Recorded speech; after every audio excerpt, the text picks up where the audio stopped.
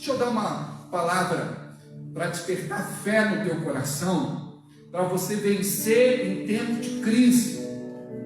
Então, aprenda como receber fé em tempo de crise. É na crise que a tua fé vai funcionar mais e melhor. Vou repetir. É na crise que a tua fé vai vencer mais e melhor. Mas você não pode se preparar de véspera. Você não pode alimentar a tua fé da noite para o dia. É algo que você precisa ir trabalhando, porque fé se cultiva. Quando a gente fala cultivar a fé, isso nos arremete a uma linguagem que estamos acostumados, ou seja, a cultura de uma planta ou de um alimento, onde a semente é plantada, ela precisa ser cuidada até crescer, romper o solo, florescer e produzir muitos frutos. A fé é do mesmo jeito. Quando nós não vemos o poder de Deus se manifestando, é sinal que não temos trabalhado esta questão do cultivo da fé. Nós precisamos crescer na fé, no conhecimento e na graça. Somos desafiados na Bíblia a crescer em fé, de modo que a maior parte dos crentes não entendem a importância que é trabalhar a sua fé. E fé é algo que o Espírito Santo vai desenvolver em você a partir do momento que existe busca, a partir do momento que exista entrega, a partir do momento que exista comprometimento. Então acontece que a maior parte das pessoas, elas não entendem, por isso precisamos reforçar esta lição, que fé é conhecimento da palavra de Deus. O que é que Deus fala na sua palavra sobre determinado assunto? Por exemplo, se você precisa de fé para cura, você precisa ir na palavra e buscar versículos que falam de cura. Se você precisa de libertação, você precisa ir para a palavra e buscar versículos que falam sobre libertação. Você que precisa de prosperidade, você precisa ir para a palavra e buscar versículos que falam de prosperidade. Note que estudiosos dizem que a Bíblia tem cerca de mais de 7.000 promessas. E estas promessas não são para o mundo. Esta promessa são para os filhos de Deus. O que acontece? A maior parte das vezes, a pessoa, ela lê, relê, ou senão ela faz só uma leitura panorâmica ali e desiste. O segredo qual é? É ler, reler, ler, reler, ler, reler, até esta palavra sair da sua mente e cair no seu espírito. Esta palavra na mente é logos. Agora no espírito, no coração, ela é rema, ela é poder de Deus para mudar a sua realidade. Tem muita gente em nossos dias que dizem: eu estou desanimado, eu estou desmotivado, eu estou desencorajado, eu estou andando sem iniciativa. Por quê? Porque a fé, ela precisa ser fortalecida. Não dá para você viver uma vida de fé sem oração, sem jejum, sem a palavra de Deus.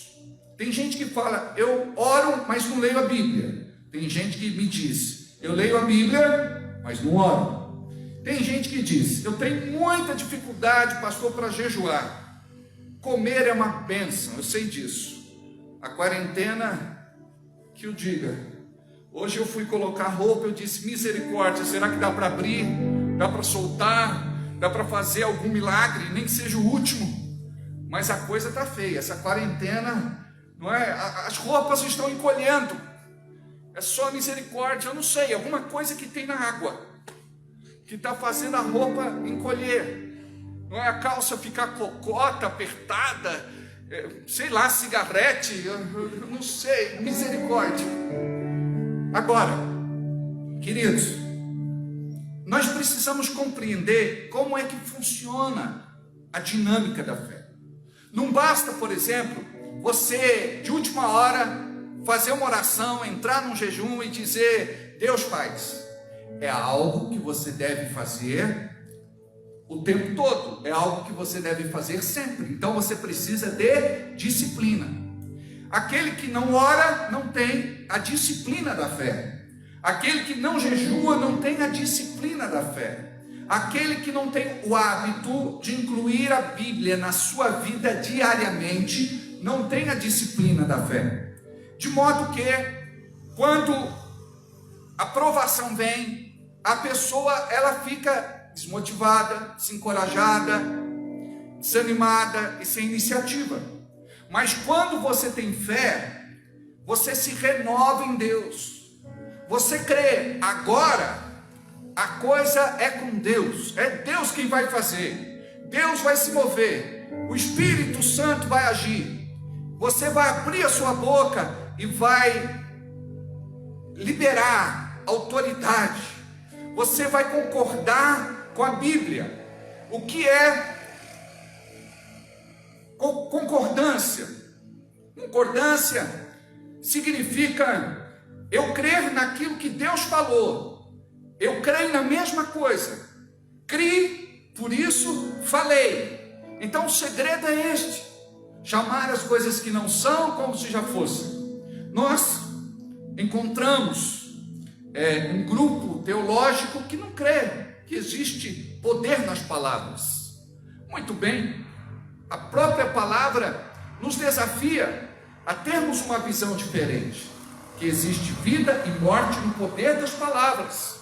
Feliz é aquele que a bem utiliza. Então nós temos que aprender a usar as nossas palavras. Precisamos abrir a boca para liberar vida e não morte. Por exemplo, quando nós olhamos para o exemplo de Jesus, nós vemos que ele chega para aquela figueira e diz: nunca mais ninguém coma fruto de ti. E a figueira secou. Aí os discípulos ficaram impressionados e disseram assim: a figueira que o Senhor amaldiçoou secou. E nós aprendemos uma grande lição ali sobre fé. Nós aprendemos sobre o poder que existe nas palavras. E Jesus ensina que aquele que abrir a boca e disser ao monte: atira-te no mar, assim será. Note que não adianta apenas a pessoa ter uma fé mental. Não adianta ela pensar em ter uma fé telepática. A palavra nos desafia a falar. Por quê? Segundo a neurociência e os estudiosos dos nossos dias, eles nos ensinam a respeito de princípios que são bíblicos, que estão ali na palavra de Deus.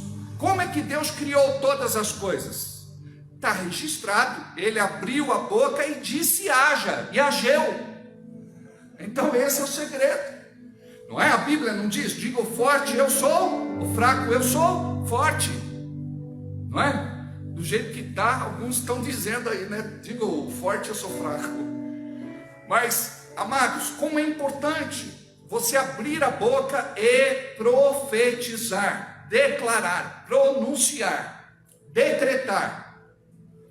Quem crê, glória a Deus, faz o que a Bíblia manda. Quem não crê, vive do jeito que quer viver. Tem irmãos, às vezes, que querem entrar num embate teológico comigo. Olha, a palavra nos ensina em Tito que nós não devemos perder tempo com essas coisas.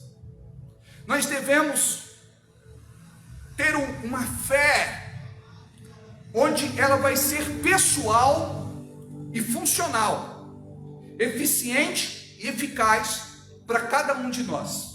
E quando você tem essa experiência, você vai querer compartilhar com os outros. Por quê? Repete comigo: Bíblia funciona.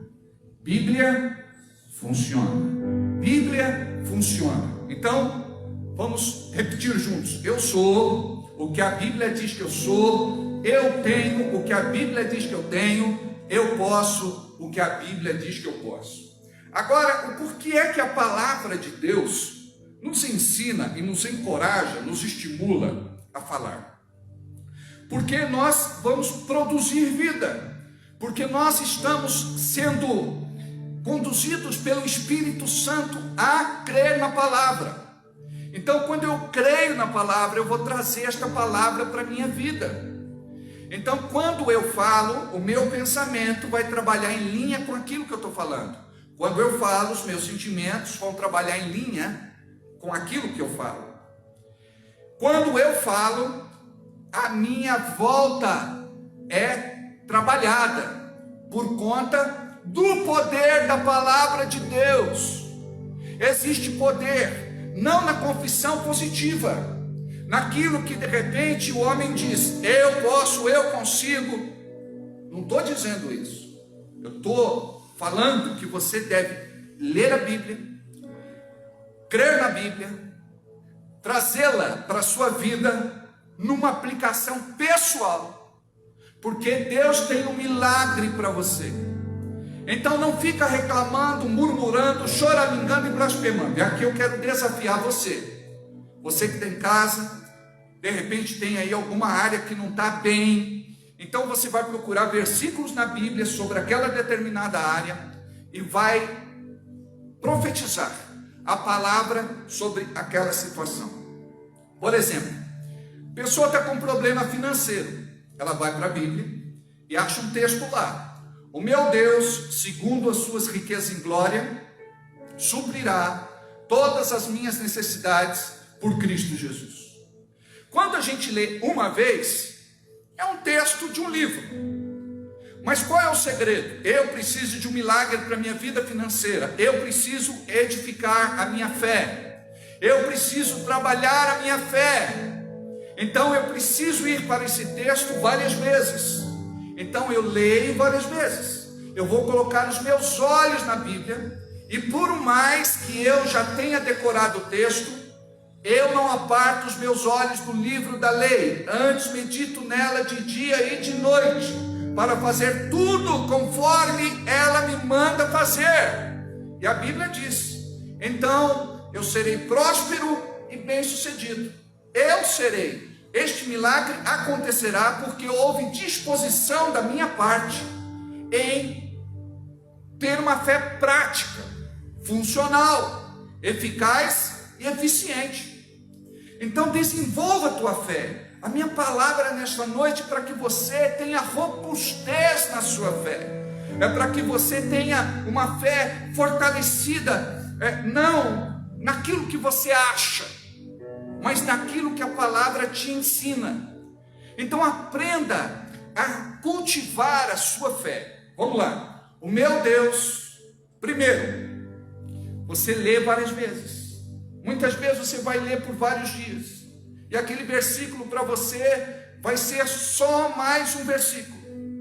O meu Deus, segundo as suas riquezas em glória, suprirá todas as minhas necessidades por Cristo Jesus. Eu nunca memorizei, nunca decorei este versículo, mas de tanto eu ler, de tanto eu reler, de tanto eu trazer para a minha vida, eu acabei memorizando, acabei decorando. E isso vai acontecer com você também, não vai ser algo forçado, vai ser algo natural. Todos os dias você precisa ter o seu encontro com Deus através da sua palavra. Note, Adão, no jardim do Éden, ele não via Deus, mas ele tinha um encontro com a sua palavra. Boa essa. Guarde estas que é boas demais. Revelações do alto. Mas é verdade, ele tinha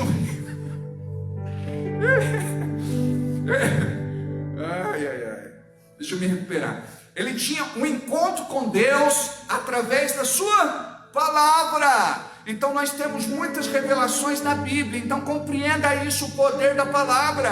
O crente não dá para viver sem palavra. Por que crente às vezes, ou quase que sempre, tem uma vida derrotada? É porque não é um crente da palavra. Você precisa ser o crente da palavra. Crente significa aquele que crê. Crê no quê?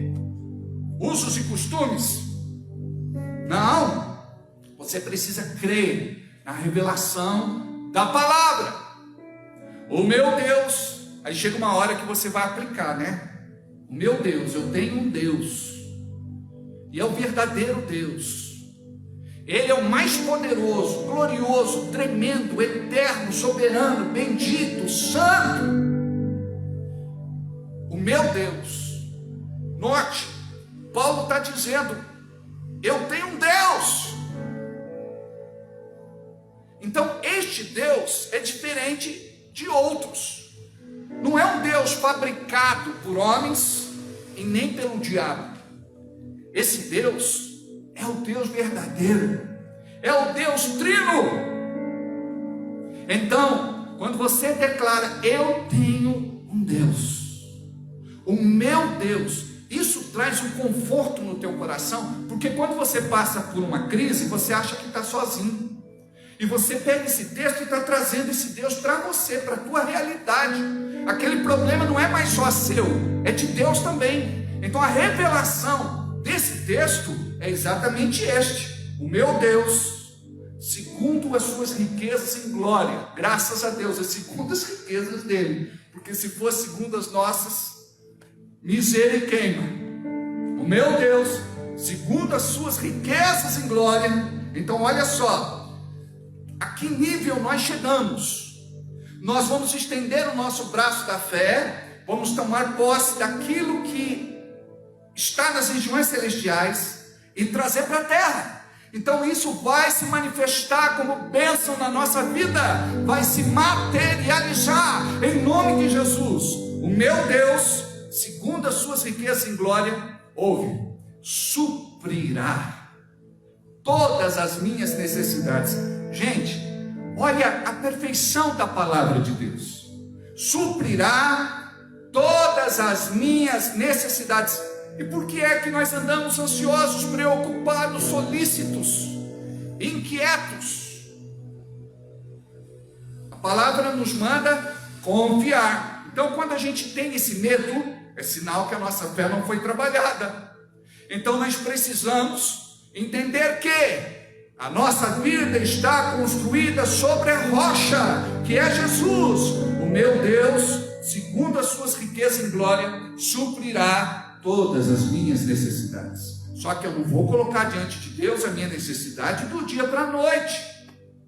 Até alguém que você conhece, se você chegar e dizer assim, olha, eu preciso de R$1.000 amanhã, ele vai dizer, se você tivesse me falado antes, eu tinha como te ajudar, mas do dia para a noite fica difícil. Deus pode fazer milagre? Pode. Ele pode fazer algo em um piscar de olhos, estalar de dedos, ele pode fazer, mas não é esta forma que Deus trabalha. A Bíblia nos ensina, em Marcos capítulo 4, versículo 26, que o reino de Deus é semelhante a um agricultor que saiu a semear. Então note, existe um processo envolvido na questão da fé. Então eu preciso trabalhar essa questão todos os dias. Todos os dias eu coloco diante de Deus, de repente uma conta, um compromisso, alguma situação, e vou dizer, estou liberando fé, e creio que o Senhor suprirá. Olha o poder de Deus para suprir. Então Deus tem o poder para suprir, para multiplicar. Ele tem a bênção para transformar o pouco em muito. Por isso a Bíblia diz, sede fiel no pouco, que eu te colocarei sobre muito. Por que ele fala isso? Primeiro tem que ver a disposição de cada um de fazer alguma coisa pelo reino de Deus. E depois que eu faço, o Deus abençoador, galardoador, presenteador, de acordo com Hebreus 11, vai abençoar. A bênção entra em operação. Note, quando falamos de finanças, você precisa plantar, porque se você não plantar, você não colhe. Existe um princípio espiritual na Bíblia chamado lei da semeadura. Então você precisa aprender a plantar, e o crente precisa entender que o que ele está fazendo não é para homens. Os homens vão desfrutar, Ou seja, quando você cuida da sua igreja vai ter portas abertas para que as pessoas sejam alcançadas. A igreja fica de portas abertas porque você ama o reino, e por amar o reino, você dispõe daquilo que tem, muitas vezes do que não tem, para cuidar da obra de Deus, porque você tem um chamado profético na tua vida, que é de suprir. Quando você supre, você é suprido. Quando você cuida, você é cuidado. Quando você abençoa, você é abençoado. Então, tem crentes que perderam essa visão profética. Ou seja, tem marido que é dizimista, mas a esposa não é dizimista. Ela podia ser, porque ela trabalha, ela tem o seu ganho, ela trabalha em alguma área. O filho começou a trabalhar, ele precisa aprender o princípio, desde cedo. Aonde você acha que Isaac e Jacó aprenderam o princípio do dízimo e da oferta? Do plantar para depois colher, da semeadura, do honrar a Deus, com o pai. Então, Abraão ensinou para Isaac, Isaac ensinou para Jacó. E assim é na palavra. Os filhos devem olhar para os pais que são fiéis a Deus e andarem debaixo da mesma bênção. Por que eu estou falando isso? Existe uma bênção que ela é uma bênção coletiva. Tem muito crente dentro de casa que é dizimista, mas a família está com a aliança quebrada com Deus. Não são dizimistas. Então, a bênção coletiva é a bênção para toda a família, não é uma bênção individual. Então, tem gente que pode até levar a bênção para casa, como aconteceu com Obed-Edom, que aceitou a arca do Senhor dentro da sua casa. Esta arca tinha acabado de matar Uzá, e de repente ela disse: não, pode levar para dentro da minha casa. E a glória de Deus entrou para a casa de Obed-Edom, e a bênção, a prosperidade, a riqueza entrou para dentro da vida daquela família. Então note que o marido, a esposa, os filhos, todos precisam aprender a cuidar da obra de Deus na terra. Isso é temor. Então você precisa se libertar de tudo aquilo que é mesquinharia, porque nós queremos guardar para nós, queremos entesourar, queremos enterrar, queremos esconder, quando na verdade Deus manda você fazer prova dele. E quando você faz, quando você entende esse desafio, você vai ver que desta sua oferta você receberá uma abastança, um provimento, um milagre ainda maior. Então, o meu Deus, segundo as suas riquezas em glória, suprirá todas as minhas necessidades. Sabe o que significa isso? Grandes ou pequenas. Vocês acham que para Deus tem alguma diferença de uma bênção grande e de uma bênção pequena? Não, para nós tem, porque nós fazemos diferenciação. Para Deus tanto faz. Por isso que você precisa ativar a tua fé, porque este Deus que hoje tem operado na tua vida, por conta daquilo que é pequeno e você tem colocado diante dele, ele quer que você tenha uma visão muito maior, porque ele é um grande Deus, poderoso, glorioso, tremendo, e ele vai poder fazer coisas muito maiores na sua vida, na sua casa, no seu lar, no seu trabalho. Então te prepara. O que você precisa fazer é edificar a tua fé em tempo de crise. O meu Deus, segundo as suas riquezas em glória, suprirá todas as minhas necessidades, grandes ou pequenas. Segundo, o meu Deus suprirá todas as minhas necessidades por Cristo Jesus. Então, queridos, a palavra diz que seremos abençoados no nome de Jesus. Ele já endossou aquilo que você tem colocado diante de Deus em oração. Se é da vontade do Senhor, se você está em linha com a vontade do Pai, pode ter certeza, você vai sair destas contas, destas dívidas. Em breve o Senhor te devolverá a tua dignidade, a sua honra. O Senhor, Ele vai mudar você de situação, Ele vai te promover, Ele vai te colocar em lugares altos. Isso significa em lugar de proteção, onde de repente aquilo que te assolava e te destruía não vai mais ter poder na sua vida, em nome de Jesus. Então você deve entender que a crise nada mais é do que uma oportunidade de você se aproximar mais de Deus, de orar mais, de jejuar, de ler Bíblia, de fazer esse exercício que eu falei há pouco, de trazer essa palavra para você, sabe? Faça essa aplicação, se tranca com Deus, ande de um lado para o outro e diz: eu creio, Senhor, nesta palavra, eu recebo, eu tomo posse. E a Bíblia nos ensina que todo milagre começa com uma palavra. Palavra Ele já deu.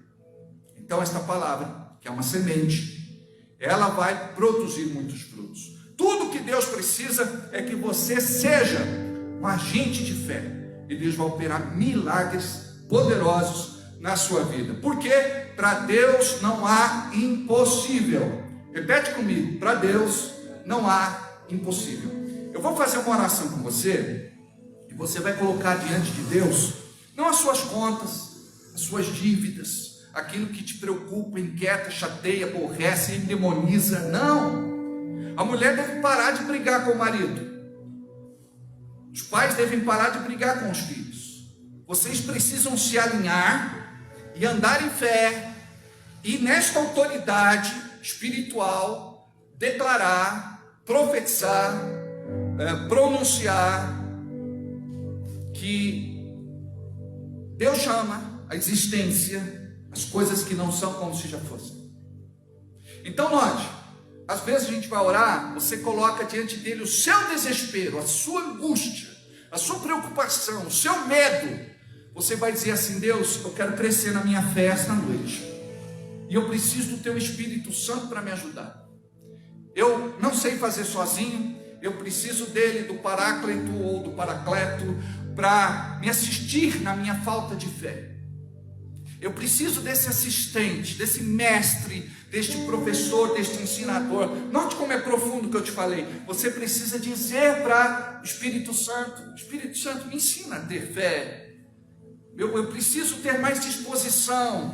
Aí você faz o quê? Vai ter disciplina. Fala: olha, Espírito Santo, eu vou ficar aqui 15 minutos lendo a Bíblia, esteja comigo. Eu me lembro de Paul Yang Cho, que na verdade hoje ele se chama de David Wong Cho, porque é a maior igreja do mundo, que está lá na Coreia do Sul. E ele disse que um dia ouviu Jesus chamando ele pelo nome de David ou Davi, porque o coração dele se assemelhava a Davi. Então, a pregação que ele ia fazer, ele colocava uma cadeira do lado e dizia: Espírito Santo, se assenta aqui do meu lado e me ajude a fazer este esboço. É claro que o Espírito Santo está dentro dele, está dentro de mim, está dentro de você, mas isso é simbólico, é representativo, é profético. Então nós temos que trazer o Espírito Santo para a nossa vida e dizer: Espírito Santo, me ensina. Espírito Santo, me mostra. Você precisa falar mais com o Espírito Santo durante o dia. Espírito Santo, me dá uma palavra, vai para a Bíblia, me dá a revelação disso. Começa a trabalhar a sua fé. Aí você vai se tornar forte, poderoso em Deus, e fará proezas, como diz a Bíblia, em nome de Jesus. Vamos orar? Diga assim comigo, você que está aí na sua casa. Se você puder repetir comigo esta oração, diga assim: Espírito Santo, eu quero a partir de hoje andar por sobre as águas. Eu não quero afundar como aconteceu com Pedro. Eu quero compreender a revelação, o propósito, qual a tua vontade.